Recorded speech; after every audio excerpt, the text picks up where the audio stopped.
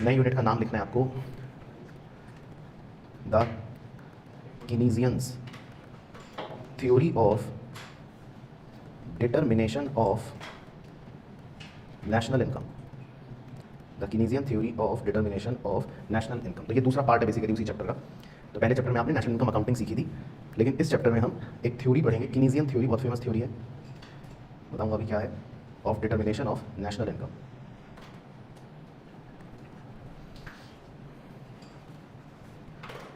चलो तो सबसे पहले लिखना है पॉइंट नंबर 1, इंट्रोडक्शन। ठीक है, तो पहले छोटी सी भूमिका बनाते हैं चैप्टर की कि आखिर ये चैप्टर का जन्म क्यों हुआ या ये चैप्टर क्या है। तो आपको अपने जीवन को रिप्रेजेंट करते हुए कुछ स्माइली बनाने हैं। आप सीए फाउंडेशन में आए, आप सीए कर रहे हो, आप पढ़ाई कर रहे हो, तो मतलब आपके जीवन में सिर्फ और सिर्फ क्या है, दुख दर्द पीड़ा उदासी, है ना। तो खैर इससे भी बहुत भयंकर दुख दर्द पीड़ा जो थे, आज से लगभग 100 साल पहले 1930 के दौरान एक आया था बहुत बड़ा दुख दर्द पीड़ा का दौर। क्या था? हाँ बिल्कुल सही। तो लिखना है 1930 में द ग्रेट डिप्रेशन। हाँ, ग्रेट डिप्रेशन मतलब कि कोविड के टाइम पे अगर आपको थोड़ा बहुत याद हो, उससे भी बहुत भयंकर हालात हुए। मतलब कि लोगों के पास जॉब्स नहीं थे, लोगों के पास पैसा नहीं था खर्च करने के लिए, इकोनॉमीज में डिमांड बिल्कुल जीरो हो चुकी थी, खत्म हो चुकी थी, किसी को मतलब खर्चा करना ही नहीं था, तो प्रोड्यूसर बेचारे परेशान थे। तो कुल मिलाकर एक उस दौर को 2-3 साल चला था वो दौर, उसको ग्रेट डिप्रेशन का नाम दिया। ठीक है जी। अब हुआ ये कि उस समय क्योंकि जब पहली बार कुछ नया इस तरह का होता है तो लोगों को पता ही नहीं होता इसके बारे में, है ना। तो फिर जब लोगों को नॉलेज ही नहीं थी तो कुछ लोगों को लगा कि भाई ये तो हमें जागरूक करना पड़ेगा। तो ऐसे में एक महान इकोनॉमिस्ट जो थे जिनका नाम था कीन्स, KEYNES, शायद आपने नाम सुना हो, कीन्स। तो उन्होंने अपनी कुछ थ्योरियां दी थी एम्प्लॉयमेंट को लेकर, नेशनल इनकम को लेकर, कंजम्पशन को लेकर, मनी इनकम को लेकर, इंटरेस्ट को लेकर, है ना। तो 1936 में बेसिकली आप लिखना जॉन मेनार्ड कीन्स, ये था व्यक्ति का नाम, शॉर्ट में JM कीन्स बोलते हैं, और कीन्स तो बहुत ही नाम फेमस बड़ा नाम है, खाली कीन्स बोलते हैं लोग। तो जॉन मेनार्ड कीन्स के बाद अपोस्ट्रोफी S लगाकर लिखना Keynes, general theory of employment comma interest and money was published.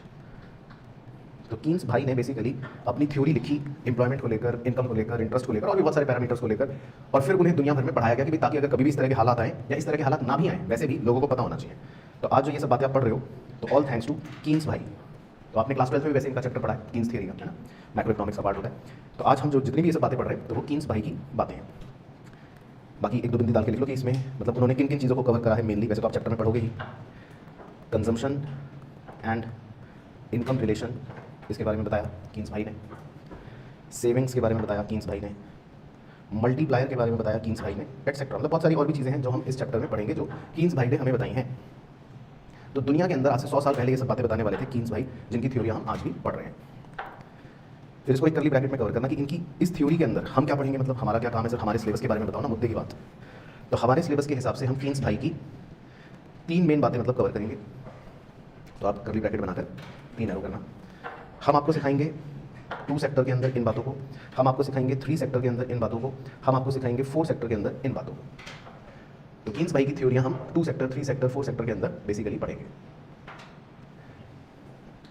अब बच्चा पूछता है सर 2 सेक्टर का मतलब, तो 2 सेक्टर का मतलब होता है, लिख लो, हाउस और फर्म्स। 2 सेक्टर का मतलब है हाउस और फर्म्स। हाउस और फर्म समझ गए मतलब कौन? हाउस जो कंजम्पशन करते हैं, और फर्म्स मतलब जो क्या करते हैं, प्रोड्यूस करते हैं, है ना, प्रोडक्शन करते हैं। 3 सेक्टर में हाउस फर्म्स और एक और जुड़ जाता है, कौन? गवर्नमेंट, सरकार भी आ जाती है। तो इन दोनों को वैसे क्लोज्ड इकोनॉमी कह देते हैं। इन दोनों 2 सेक्टर और 3 सेक्टर को क्लोज्ड इकोनॉमी कह देते हैं। क्यों कह देते हैं? क्योंकि इन दोनों में ही हमारा किसी भी विदेशी इकोनॉमी से कोई लेना देना नहीं होता। इन दोनों के अंदर हम अपने ही घर में खुश हैं, मैं कंज्यूमर, आप प्रोड्यूसर और ये सरकार। तो इन दोनों के अंदर क्लोज्ड इकोनॉमी कहा जाता है। लेकिन 4 सेक्टर इकोनॉमी जो होती है वो ओपन इकोनॉमी होती है। क्योंकि 4 सेक्टर का मतलब है, बताओ क्या, कि इसमें हाउस होल्ड भी है और फर्म भी है, और कौन कौन है, गवर्नमेंट भी है, और कौन है, रेस्ट ऑफ द वर्ल्ड, यानी कि इसमें बाकी दुनिया भी है। तो उसको 4 सेक्टर बोलते हैं। तो ये मतलब एक बेसिक नॉलेज के लिए आप लिख लो। तो हम 2 सेक्टर, 3 सेक्टर, 4 सेक्टर के बारे में मतलब स्टडीज़ कीन्स भाई ने हमें दी हैं अपनी थ्योरीज के अंदर। तो 2 सेक्टर का मतलब है हाउस होल्ड और फर्म, 3 सेक्टर का मतलब है हाउस होल्ड फर्म और गवर्नमेंट, और 4 सेक्टर का मतलब है हाउस होल्ड फर्म्स, गवर्नमेंट और रेस्ट ऑफ द वर्ल्ड, पूरी दुनिया। चलो तो ये तो एक बेसिक इंट्रोडक्शन हो गया कि भाई हमें क्या पढ़ना है ना, तो हमें कीन्स भाई की थ्योरी पढ़नी है और वो भी मतलब अलग अलग सेक्टरों के हिसाब से। चलो मेन पॉइंट नंबर 2। तो हम सबसे पहले जो कीन्स भाई की थ्योरी पढ़ेंगे उसमें हमारी हेडिंग का नाम लिखे सर्कुलर फ्लो ब्रैकेट में 2 सेक्टर, सर्कुलर फ्लो ब्रैकेट में 2 सेक्टर। तो कीन्स भाई की जो पहली थ्योरी पढ़ेंगे हम वो बेसिकली सर्कुलर फ्लो की है 2 सेक्टर इकोनॉमी के अंदर। तो ये आपने थोड़ा थोड़ा पुराने यूनिट में भी देख रखा है, क्योंकि वहाँ पर आपने जब फेजेस ऑफ इकोनॉमी पढ़े थे तब आपको ये सेम चीज़ बताई थी। तो सेम चित्र दोबारा से बनाना है आपको, अगर याद है तो वेरी गुड, नहीं याद तो दोबारा बना लो। तो 2 सेक्टर में कौन कौन होता है, हाउस होल्ड और फॉर्म। तो बना लो, एक तरफ हाउस होल्ड एक तरफ फॉर्म्स, ठीक है, साथ साथ ही बनाते रहना फटाफट। अब किसी को याद है स्टेप्स क्या होता था? हाँ, सबसे पहला स्टेप आपको बताया था कि हाउस होल्ड जो होते हैं वो फैक्टर सर्विसेज प्रोवाइड करते हैं फर्म्स को, है ना, या इनको हम फैक्टर इनपुट्स भी कह सकते हैं, कुछ भी लिख लो। और ओरली सुना दो ये क्या होते हैं factor inputs? Land, labour, capital और एंटरप्रेन्योर। हाँ, फिर बदले में फर्म्स इन्हें क्या पे कर देती हैं? हाँ, मतलब उनको हम फैक्टर पेमेंट्स कह सकते हैं। ब्रैकेट में लिख देता हूँ, रेंट, इंटरेस्ट, वेजेस और प्रॉफिट, है ना, ये था स्टेप 2। फिर क्या होता है, फिर फर्म्स जितने भी गुड्स और सर्विसेज बनाती है वो किसको बेच देती है? हाउस होल्ड्स को। ये था आपका स्टेप 3, गुड्स एंड सर्विसेज। और बदले में हाउस होल्ड्स क्या दे देते हैं फर्म्स को? पैसे दे देते हैं। तो बस उस पैसे को लिखना है कंजम्पशन एक्सपेंडिचर, मतलब हाउस होल्ड जो है वो खर्चा कर देते हैं। Step number 4।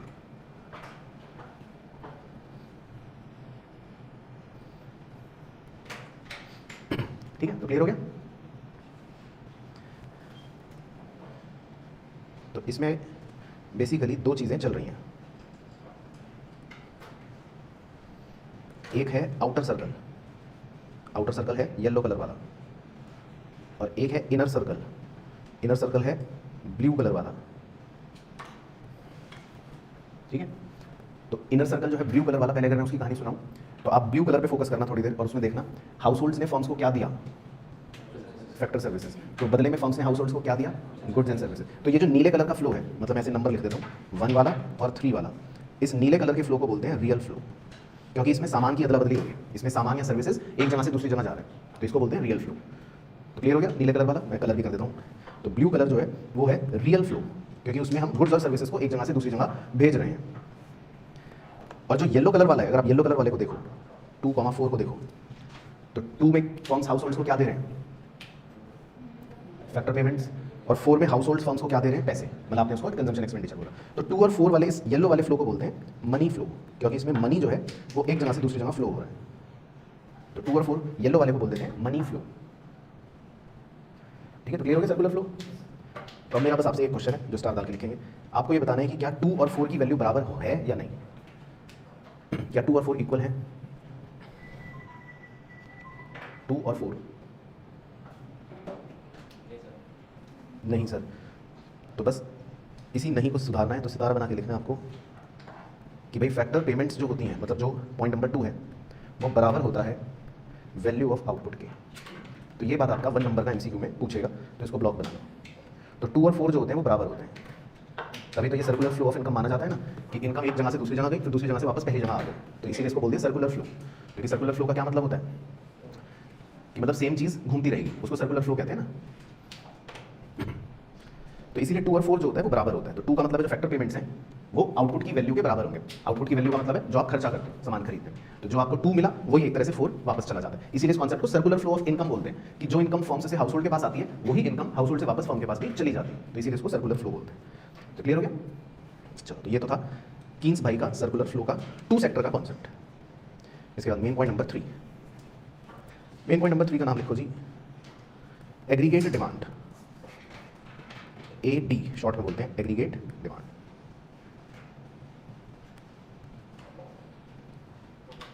AD। चलो, तो इसमें पहली बिंदी डाल के लिखो एग्रीगेट डिमांड का क्या मतलब बताया कीन्स भाई ने। इसका मतलब होता है प्लान्ड एक्सपेंडिचर, कि मतलब इकोनॉमी कितना प्लान कर रही है खर्चा करने के लिए, प्लान्ड एक्सपेंडिचर। तो प्लान्ड एक्सपेंडिचर को कहते हैं एग्रीगेट डिमांड। अब प्लान्ड वर्ड जो है ये बड़ा साधारण वर्ड है, गली मोहल्ले में आप भी बोलते हो, तो कीन्स ने इस प्लान्ड वर्ड को एक बड़ा ही डिजाइनर नाम दिया ताकि भाई गली मोहल्ले का बच्चा ना बोल पाए, है ना। प्लान्ड वर्ड तो एक बड़ा ही सिंपल डिक्शनरी शब्द है इंग्लिश छोटे बच्चे भी बोलते हैं प्लांट। तो कीन्स ने इस प्लांट वर्ड को बड़ा ही एक अतरंगी नाम दिया, बताओ क्या? तो इसका नाम है जी XEX छोटा सा डैश एंटे, हाँ एंटे, ANTE, एक्स एंटे, बिल्कुल सही पुष्कर बाबू। तो प्लांट को, मतलब प्लांट तो कह ही रहे हैं, प्लांट एक्सपेंडिचर तो कह ही रहे हैं, वो तो चलो है ही, लेकिन हम कहते हैं, हम कीन्स के बच्चे हैं हम, तो हम कहते हैं एक्स एंटे एक्सपेंडिचर, ताकि हमारे जूनियर्स को ना पता चले हम क्या कह रहे हैं। तो प्लांट को हम कह देते हैं एक्स एंटे एक्सपेंडिचर, है ना। तो ये AD होता है, एक तरह से एग्रीगेट डिमांड होता है। दूसरी बिंदी, AD हैज़ 2 कंपोनेंट्स, AD के 2 कंपोनेंट्स होते हैं, डैश A और B। बताओ पहला कंपोनेंट क्या है? पहला कंपोनेंट है x एंटे demand for consumer goods, इसका सिंबल है C। X एंटे demand for consumer goods, इसको क्लास 12th में शायद आप कंजम्पशन बोलते थे। AD के 2 कंपोनेंट्स याद है? वैसे 12th में भी पढ़ाते हैं बच्चे को। बताओ किसी को याद है AD के 2 कंपोनेंट्स क्या क्या थे? C plus I। C मतलब होता था कंजम्पशन, I मतलब होता था इन्वेस्टमेंट।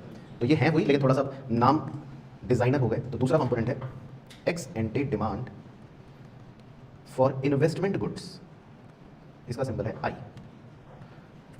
तो AD के 2 कंपोनेंट्स होते हैं कि कंजम्पशन गुड्स की कितनी डिमांड है और इन्वेस्टमेंट गुड्स की कितनी डिमांड है, 2 कंपोनेंट्स होते हैं। तो देयरफॉर AD का फॉर्मूला क्या बन गया? नीचे लिख लो, AD is equal to C plus I, right. तो AD का फॉर्मूला बन गया C प्लस I।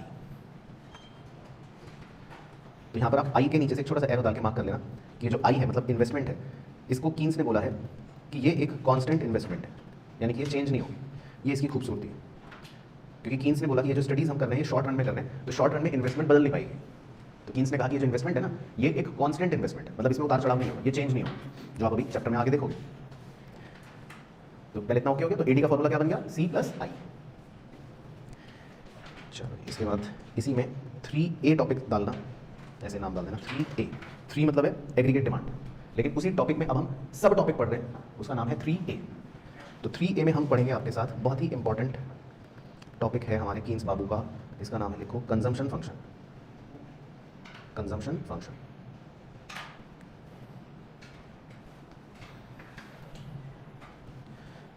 तो इसमें लिखो C is equals to F of Y. ठीक है, पहले लिख लेना कुछ फॉर्मूले, फिर समझाऊंगा भी अलग से, लेकिन पहले हम कॉन्सेप्ट लिख रहे हैं। तो फॉर्मूला है C is equal to F of Y. इसी के नीचे लिखना C is function of income.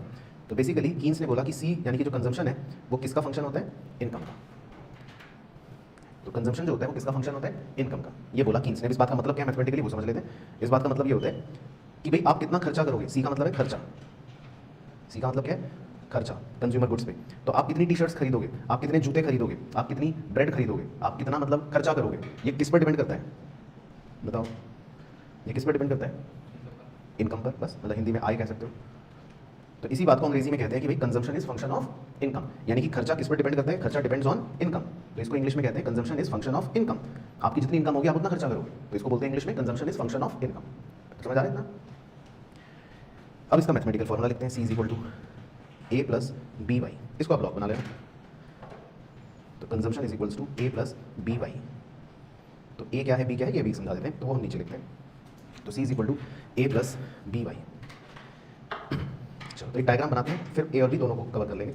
तो छोटा सा डायग्राम बना लो, जैसे मैं बना रहा हूँ। एक्स एक्सिस पर लिख लो इनकम या आउटपुट, कुछ भी लिख लो।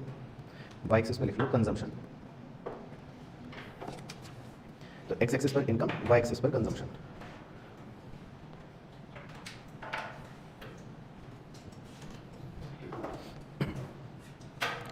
अब एक कर्व बना लो।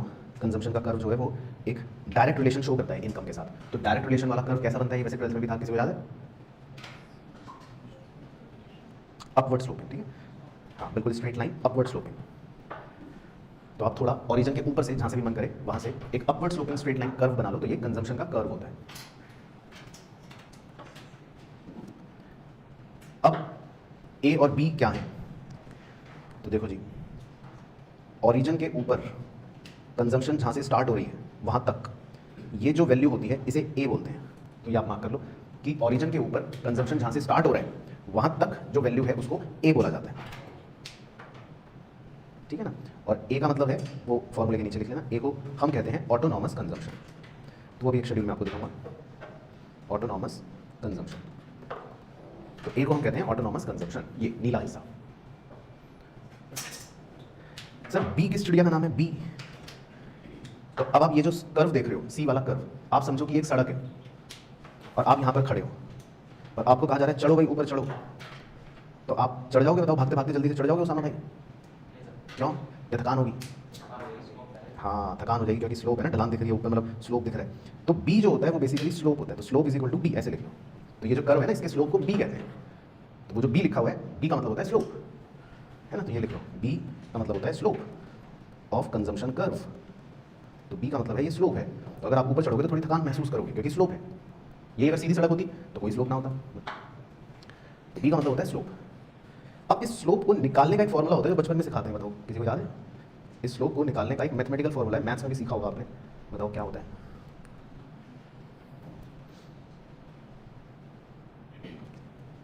चेंज इन कंजम्पशन, यानी कि delta C, change in consumption divided by change in income. हाँ बिल्कुल सही पुष्कर बाबू। तो change in consumption divided by change in income, ये फॉर्मूला है स्लोप को निकालने का। तो ये आप लिख लो, ये पता होना चाहिए। तो समझ गए, डेल्टा सी का मतलब क्या है? चेंज इन कंजम्पशन, और डेल्टा वाई का मतलब क्या है? Change in income. तो इससे हम स्लोप निकाल लेते हैं। और इसको घर में मम्मी प्यार से क्या बुलाती है? बड़ा ही इसका अच्छा नाम है। स्लोप को घर में मम्मी प्यार से कुछ बुलाती हैं, इसको घर में मम्मी प्यार से बुलाती हैं मार्जिनल प्रोपेंसिटी टू कंज्यूम। बच्चे इसको शॉर्ट में एमपीसी कहते हैं, मार्जिनल प्रोपेंसिटी टू कंज्यूम। ठीक है, बिल्कुल सही। तो स्लोप को हम मार्जिनल प्रोपेंसिटी टू कंज्यूम भी कहते हैं। तो ये बेसिकली मैथमेटिकल फॉर्मूला है कंजम्पशन का, तो जो आप लिख लो, पता होना चाहिए। ठीक है, तो ये बता, ठीक है, तो क्लियर हो गया यहाँ तक कहानी, फॉर्मूला। चलो अब इसी के नीचे लिखना। अब इस बात को, जो बातें हमने ऊपर करी, इनको थोड़ा और तरीके से करते हैं। तो मतलब इसके लिए आप हेडिंग लिख लेना, कंजम्पशन एंड इनकम रिलेशन। इन्हीं बातों को अब हम एक और एंगल से समझेंगे, कंजम्पशन एंड इनकम रिलेशन। ठीक है, तो एक शेड्यूल बना लेते हैं। एक तरफ लिख लेते हैं इनकम, एक तरफ लिख लेते हैं कंजम्पशन, और एक कॉलम अभी खाली छोड़ देते हैं, वो भी कुछ आएगा। और बाकी इधर डायग्राम भी बनाएंगे, तो वो भी आप बना लो चाहे।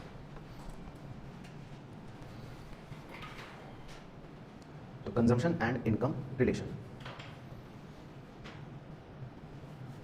तो इनकम में तो लिखो, पहले लिखो 0। तो मान लो आपकी इनकम 0 है, ठीक है, तो आपकी कंजम्पशन क्या होगी? थोड़ी बहुत होगी, 0 नहीं होगी। Very good. तो कंजम्पशन कभी भी 0 नहीं होती है, ध्यान रखना। तो हम कुछ भी मनगढ़ंत वैल्यू लिख लेते हैं, लेट्स से 60। तो इसी 60 को कहते हैं जी प्यारे बच्चों, इसी 60 को क्या कहते हैं? बताओ, इसी 60 को क्या कहते हैं? Autonomous consumption, right. तो ये जो ए बनाया था ना आपने ऊपर, तो ए का मतलब ये होता है 60 इस एग्जांपल में, कि मतलब आपकी जब इनकम 0 होती है तब आप कितना कंज्यूम कर रहे हो, उसे ऑटोनॉमस कंजम्पशन कहते हैं। तो this 60 is known as autonomous consumption, यानी कि ए। तो क्लियर हो गया ए क्या है? तो जब आपकी इनकम 0 होती है तब जो आप कंज्यूम करते हो उसे ए कहते हैं। अब आपकी इनकम हो गई 100, बढ़ गई, तो कंजम्पशन क्या होगी? वो भी बढ़ जाएगी, बिल्कुल सही। तो मान लेते हैं कंजम्पशन होगी 140। फिर आपकी इनकम और बढ़ गई, हो गई 200, तो आपकी कंजम्पशन कितनी हो जाएगी, मतलब और बढ़ जाएगी, तो हो गई मान लो 220। फिर आपकी इनकम हो गई 300, तो आपकी कंजम्पशन और बढ़ जाएगी, तो मान लो हो गई 300। फिर आपकी इनकम हो गई 400, तो आपकी कंजम्पशन और बढ़ जाएगी, तो मान लो हो गई 380। और मान लो आपकी इनकम और बढ़ गई 500, तो आपकी कंजम्पशन और बढ़ जाएगी, तो मान लो कितनी हो गई 460। तो किसी ने कोई पैटर्न नोट करा, या ये मनगढ़ंत फिगर्स हैं? तो मैं बताता हूँ, कंजम्पशन जो होता है वो हमेशा कांस्टेंट रेट से बढ़ता है। अब पैटर्न नोट करो, मतलब ऑब्जर्व करो पैटर्न। हर बार मैंने कितनी वैल्यू से बढ़ाया है? 80, राइट। तो ये मैंने मन में सोच सोच के बढ़ाया था, क्योंकि ये इसकी प्रॉपर्टी होती है कि कंजम्पशन हमेशा कांस्टेंट रेट से ही बढ़ेगा। कंजम्पशन में जो चेंज आता है, परिवर्तन, वो कांस्टेंट रेट से ही होगा हमेशा। मतलब हमेशा का मतलब है, मेरे एग्जाम्पल में मान लो 80 से बढ़ा तो फिर हर लेवल पर 80 बढ़ेगा। तो ये भी बात हमें पता होनी चाहिए। तो पहले इतनी बात होती होगी। तो हम इन दोनों को एक कर्व में ड्रॉ कर लेते हैं। तो एक कर्व मैं कंजम्पशन का बना लेता हूँ और एक इनकम का कर्व बना लेता हूँ। तो इनकम का कर्व तो 0 से शुरू होगा और ऊपर चला जाएगा, तो ये तो है इनकम का कर्व, तो बना लो आप भी। और कंजम्पशन का कर्व जो है वो 60 से शुरू होता है और फिर ऐसे जैसे आपने पहले बनाया था वैसे बना लो। तो ये हो गया आपका कंजम्पशन का कर्व। तो 2 कर्व हो गए।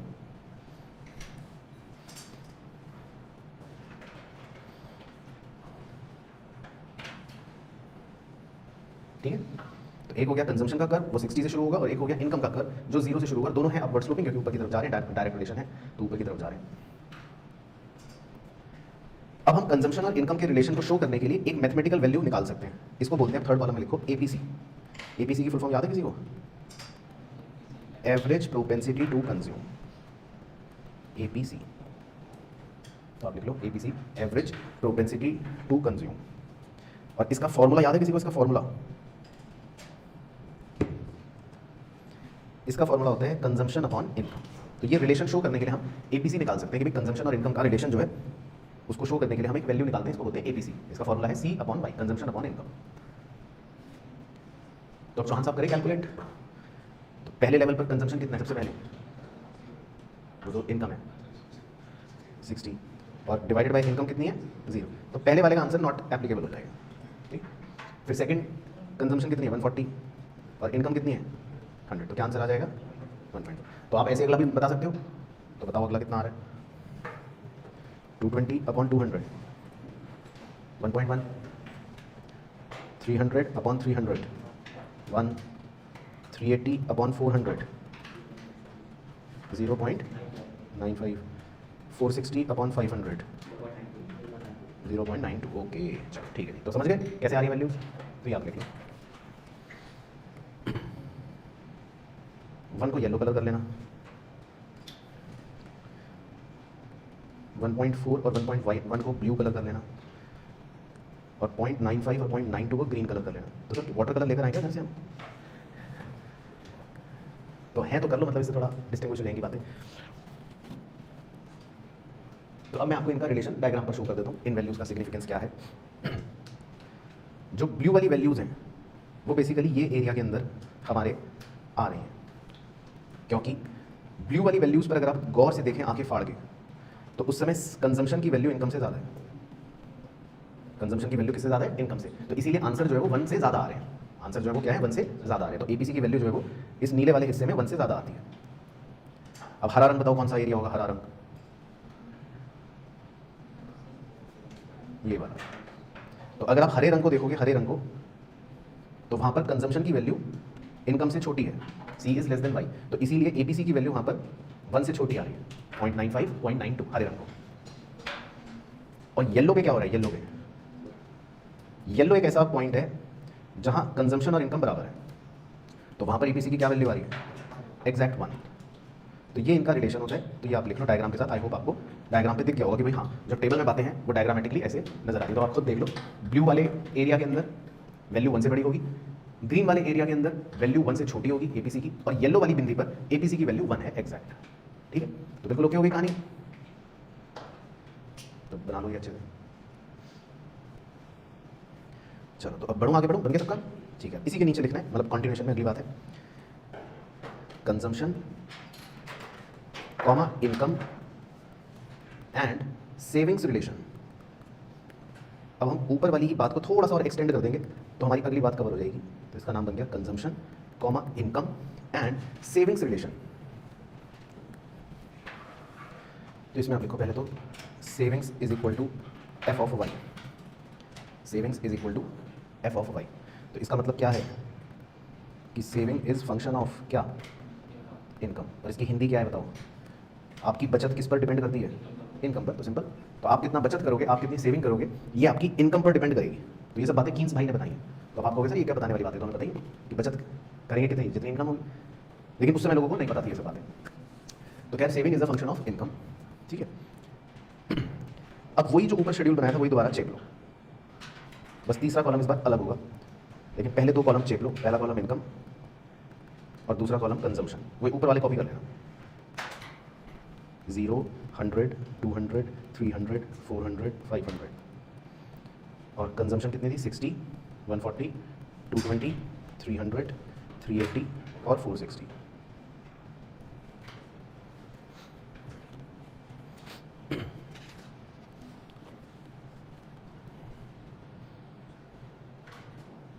ठीक है। तो ऊपर वाली देखो मैंने चेक लिया, इनकम और कंजम्पशन ऊपर वाली की सेम वैल्यूज चेक लिए। तो अब हम बचत की बात आपके साथ करते हैं कि भाई बचत क्या होती है, सेविंग्स क्या होती है। तो कौन बच्चा बताएगा भाई सेविंग्स का मतलब क्या है? तो ये आपको कैसे पता? तो हमारे बीच आज कीन्स खुद मौजूद हैं, तो उन्होंने बताया है कि sir savings is equal to income minus consumption, और बिल्कुल सही बताया क्योंकि कीन्स खुद आज विराजमान है हमारे बीच। तो लिखिए सब बच्चे बिल्कुल सही है, इसमें कोई गलत बात नहीं है। तो savings is equal to income minus consumption, ठीक है। और वो आप लॉजिकली भी सोच सकते हो, भाई बचत क्या होती है, व्हाट इज बचत, कि आप अपनी इनकम में से जितना खर्च कर देते हो वो माइनस कर दो, तो जो बच गया वो बचत हो गई, सेविंग हो गई, बस। तो सेविंग मतलब आपके लिए कुछ नया नहीं है, सेविंग तो सेविंग ही है, बचत है। इनकम में से खर्चा माइनस कर दो, कंजम्पशन माइनस कर दो। तो अब आप इन टेबल की वैल्यूज फाइंड आउट करो। चौहान साहब बताओ सबसे पहले सेविंग कितनी होगी, क्यों, क्या है फॉर्मूला, तो कितना आएगा आंसर, -60। फिर नेक्स्ट, फिर नेक्स्ट, फिर नेक्स्ट, फिर नेक्स्ट, फिर नेक्स्ट, ठीक है। तो बस लिख लो। तो भाइयों बहनों मुबारक हो, आपको सेविंग्स पता चल गई कि कैसे निकालते हैं। तो सेविंग्स जो है वो सिंपल है निकालना, y माइनस सी, इनकम माइनस कंजम्पशन, ठीक है। अब इनका कर्व बनाएंगे और सेविंग फंक्शन का भी फॉर्मूला लिख लेंगे। बन गया, शेड्यूल बन गया, ठीक है। तो पहले फॉर्मूला लिखवा देता हूँ, तो अभी सोचना मत, बाकी फिर करेंगे डिस्कस। तो सेविंग का फॉर्मूला दोबारा लिख लो, चाहे saving is equal to y minus C, ये तो पता ही है। बाकी इसमें दो फॉर्मूले लिख लो, एक है MPS, MPS की full form marginal propensity to save, is equal to, ये पता है क्या होता है, ये होता है स्लोप ऑफ सेविंग्स कर्व। जैसे आपने MPC को क्या लिखा था कि MPC क्या होता है, स्लोप ऑफ कंजम्पशन कर्व, तो इसी तरह MPS जो होता है ये होता है स्लोप ऑफ सेविंग्स कर्व। तो इसका फार्मूला कोई बच्चा बताना चाहता है, बताओ। डेल्टा S मतलब change in saving divided by delta Y मतलब चेंज इन इनकम। तो इसका फॉर्मूला होता है change in saving upon change in income, change in saving upon change in income. Clear हो गया फॉर्मूला। और दूसरा फॉर्मूला भी लिख लो, APS, APS मतलब एवरेज प्रोपेंसिटी टू सेव, इसका फॉर्मूला होता है S upon Y, average propensity to save. जैसे APC का फॉर्मूला था C अपॉन Y, तो वैसे APS का फॉर्मूला होता है S अपॉन Y मतलब सेविंग अपॉन इनकम। तो अब एक बहुत ही जरूरी डायग्राम बनाना है हमें, तो वो हम नए पेज पर बनाना, क्योंकि उसमें हमें दो डायग्राम बनाने, एक के नीचे एक। तो ये तो फॉर्मूले थे बेसिक, MPS क्या है और APS क्या है, ठीक है। पहले हो गया, लिख लिया। चलो तो डायग्राम जो है वो बनाएंगे हम, तो मतलब कैसे बनाना है देख लो। चाहे पहले ए डायग्राम आएगा और बिल्कुल उसी के तुरंत नीचे दूसरा डायग्राम आ जाएगा।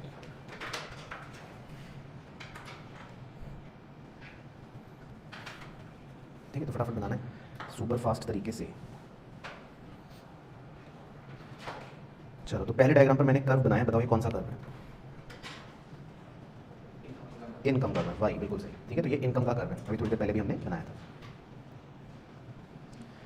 फिर दूसरा कर्व बनाना है, फिर बताना ये कौन सा कर्व है, कंजम्पशन कर्व, बिल्कुल सही, ये भी आपने थोड़ी देर पहले बनाया था।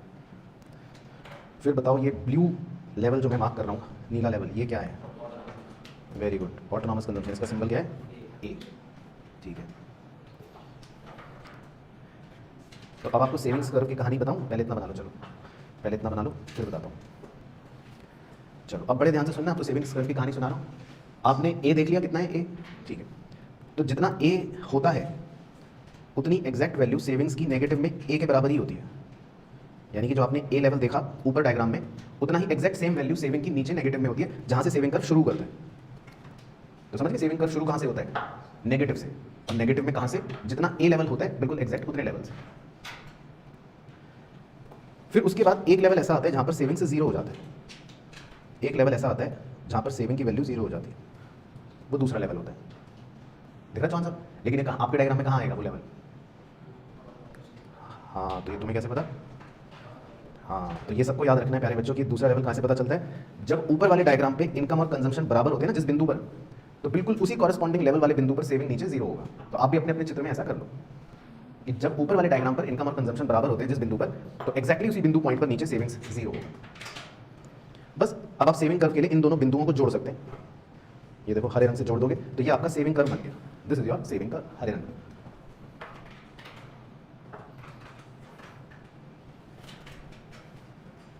ठीक है, तो इस हरे रंग के कर्व को कहते हैं सेविंग कर्व।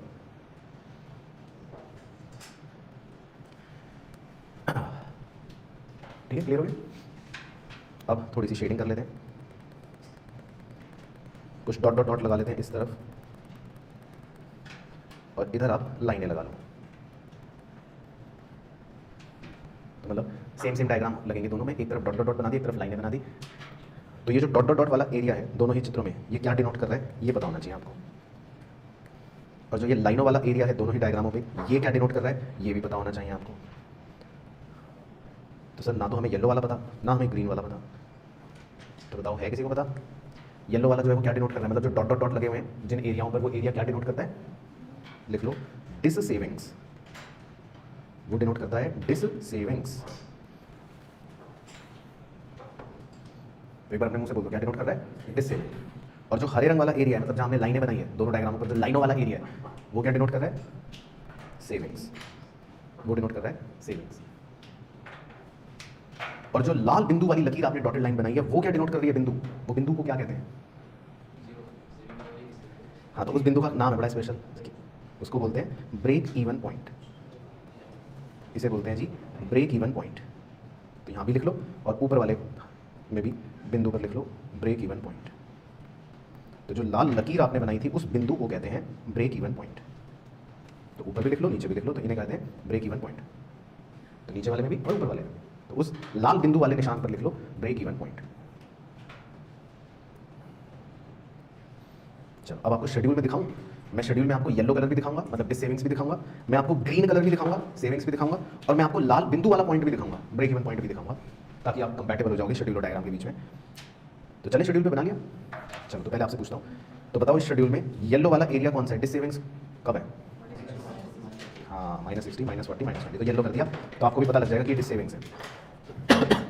और हरा वाला एरिया सेविंग 20 और 40, ये सेविंग्स है। और वो लाल बिंदु ब्रेक इवन पॉइंट कहाँ है? 0। बिल्कुल सही। तो इसको आप बक्सा बना लो, इस पर आप लिख सकते हो ब्रेक इवन पॉइंट। तो ये पूरी कलाकारी है कीन्स की, मतलब जितनी हमें आज पढ़नी थी बेसिकली। आज हमने एक पोर्शन कीन्स की कहानियों का मतलब करा है, जिसमें हमने एग्रीगेट डिमांड और उसके दोनों कंपोनेंट्स और उसके रिलेशन वाली सारी बातें मतलब बेसिकली कर ली। तो बट समझ आया अच्छे से? क्लियर हो गया वाला खेल? चलो, तो ये तो था मतलब आपका इसका कार्यक्रम।